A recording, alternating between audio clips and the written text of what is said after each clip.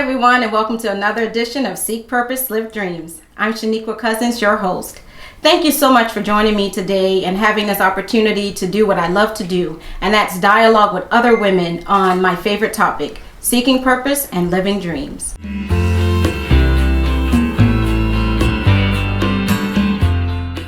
My first guest today is Miss Julia Maki, who has written a great book, and it's a memoir entitled What They Don't Teach You in Deer River.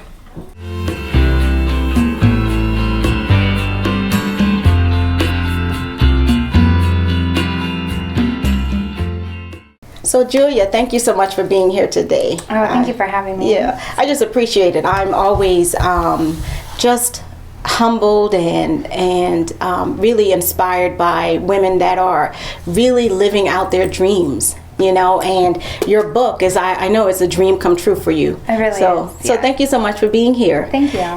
Let's get started with a couple of questions. You and I met in the Navy. Yep. Go Navy. Go Navy. Back in VP8, like 1998, Yeah, maybe. around there. That's when I did the squadron. Brunswick, Maine. Yep. E3, E4s in the Navy. Yeah. Very new to the whole experience. And let's talk about the Navy for a minute here. What I am well aware of what my experience was in the Navy, but yours was slightly different. Right. And in that we had totally different career road paths. Let's tell us a little bit about your Navy experience. So I was an avionics warfare systems operator, where had just been opened up, a couple years prior to women. So it was all new territory. There were only a couple of us in my trainings, and once we got to the squadron, I was the only acoustic AW, air crewman. I remember. There were two non-acoustics, but there was just the three of us enlisted flyers. Yep. I remember seeing you and Allison and Dina coming off the aircraft, so it was very memorable just seeing you guys and thinking, wow, they're the only women coming off of those aircrafts. So what was it like being in the air, like really flying with just the experience as a whole, and then as a minority, if you would? Yeah, it was amazing. I loved flying. Okay. Absolutely. Now, don't get me wrong, there were days where it was very nauseating, and depending on the mission that we're doing, we're sitting sideways, yanking and banking, and no window, and very hot. So the conditions weren't always ideal, and the plane wasn't really equipped for women either. I remember. Stand-up male urinal kind of thing, and yeah, that's in the book too. Okay. Talked about. Yeah. So let's talk about the book. You mentioned the book. Yes. It's a memoir. Yes. So give the audience a sneak peek into a life of Julia according to the memoir. Well, what it was, it starts the day that I leave for boot camp, basically saying goodbye to my family. Typical thing that everybody in the military has to go through. And I was small farm town girl. Okay. And didn't know anything about the military or the rest of the world. So I joined, had no idea what I was doing, and that's basically the premises of the book. So each step along the way, I was making mistakes left and right, and in other countries. But what started, I just wrote little short stories here and there about these funny, crazy things that we would do. Boot camp stories. Oh, a lot of boot camp. That was such an experience. It was. What was your experience like in boot camp? It was good for the most part. It was I just kind of laid low, so it was eye opening for sure. Okay. But nothing too out of the ordinary in boot camp. Right after boot camp, I went into air crew school, and that was unique as well. Very physical training. Okay. And then from there went into SEER school, and that was my crazy school. Wow, yeah. Training. SEER school is survival, evasion, resistance, and escape. Yeah, I remember. I thought about it, right? And then I learned some lessons about what it entailed. And it really wasn't for me. It was not for me. Not required for my job. I'm not a fan of camping anymore after I bet. being stuck on a mountaintop in Maine. Yeah. Let's park on boot camp for a second, because I think about so many young women that are entering the military or have thoughts of entering the military. And coming from a small town, the experience was like none other for me. I was born and raised in Charleston, South Carolina. Small in comparison to some cities, but the cultural experience is what I I really took away from boot camp. Being exposed to so many different people of diverse backgrounds, diverse ethnicities, diverse cultures. And that's something that I, for that reason alone, I would tell people to seek the military as an option, because you get to learn, and it really builds you and prepares you for a career even outside of the military. Absolutely. Okay. From boot camp and just going into the military in general, you're exposed to cultures all over the country. I mean, where I grew up was very, very limited. So it was definitely an experience, and just to get along with all different, not only cultures, but like different walks of life. Exactly. There were people in there that joined to escape a gang.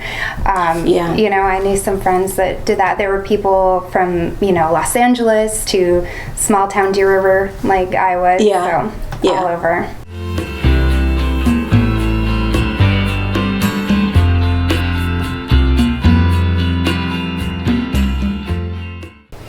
A little bit about how you're balancing all of what you're doing right now. You're a wife, you're a mother of 3, you're not only have you written this book, but you have a line of children's books, and you have a full-time job. Let's talk about how you're doing it, and what would you say to others that are looking for some encouragement in that area? Well, I think what's getting me through is the help I have. When they say it takes a village, it does, and I have a great village helping me out.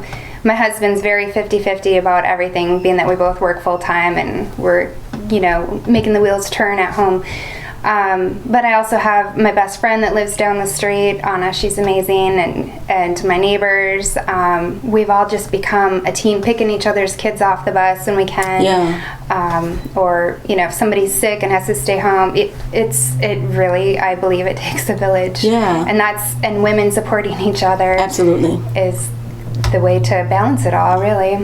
And you have 2 daughters? I have 2 daughters and a son. Yep. Okay. And I think it's for me, I think it's so important that our daughters are seeing us really stepping out on faith. For me, it's always a faith walk, believing that there's a great calling on my life, believing that there's a great calling on the lives of everyone. But being able to walk out that faith in front of my daughter is so important to me. What would you say to women in that area as well? So my biggest thing that I want to teach my daughters, if there's anything that they take away from, is there isn't anything you can't do if you work hard enough. I think that was what my mom drilled home to me, and that's what kind of gave me the strength and courage to go out into the world and see what it had to offer.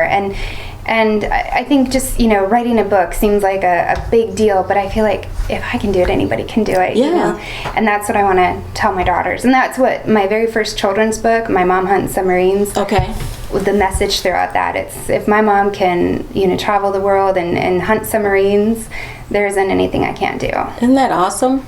And I think, I writing a book, to me, I can relate to you on it, because you are so vulnerable.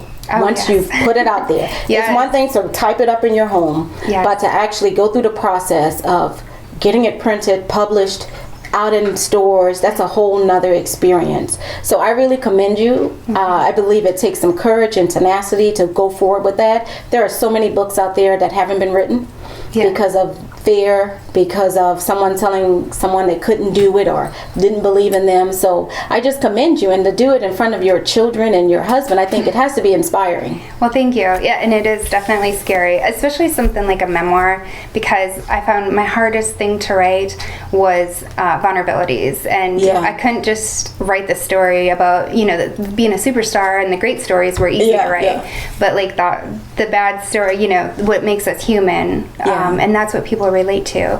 But that was the hardest part to write. I mean, I feel like I'm standing naked in front of the world right now. Like, trust me, here it is.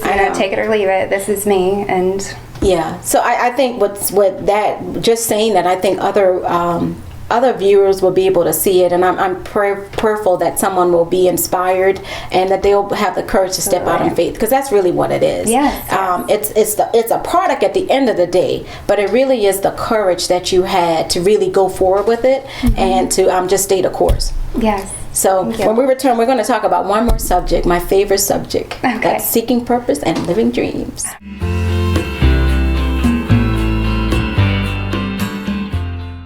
So as we wrap up, I want to ask you 2 more questions, and I won't keep you much longer. The first question really is about words of encouragement that you may have for other women and even girls. What would you really say to those who are on the cusp of making a decision with their lives, be it going into the military, changing a career path, or even writing a book? What would you say to them? Well, I think my favorite movie right now is the Cinderella movie, and I love her words: "Have courage and be kind." I'm like, what sums it up better than that? But for real, just putting yourself out there, and when you're in the right path, it's going to fall into place. Yeah. It really does, and. You know, the naysayers or whatever, they're going to be there, but just use that almost as motivation, and just be strong, have courage, and always be kind to others. Okay. And then my show, of course, is Seek Purpose, Live Dreams. I am very much a believer that all lives have purpose, all lives have meaning. And I believe that if you live out your purpose, you live out that meaning, that your dreams will come true. What would you say is that you believe is your purpose, or that you're on the road to perhaps finding your purpose? I would have to say my purpose and what I hope when I leave this world is that I leave it a better place than it was, before I got here. And whether that is just the person that you meet on the street, at Starbucks, just be sincere, be kind, and help encourage others to be the best that they can be. Again, that kind of goes back to a village. We're all helping each other. We're here for the greater good, and you don't want to leave it behind as in shambles. You want to leave it better off than what was given to you. Right. So exactly. No, I completely get that. What dream would you say that you're living out right now? I feel my dreams are just accomplishing my goals along the way, big or small.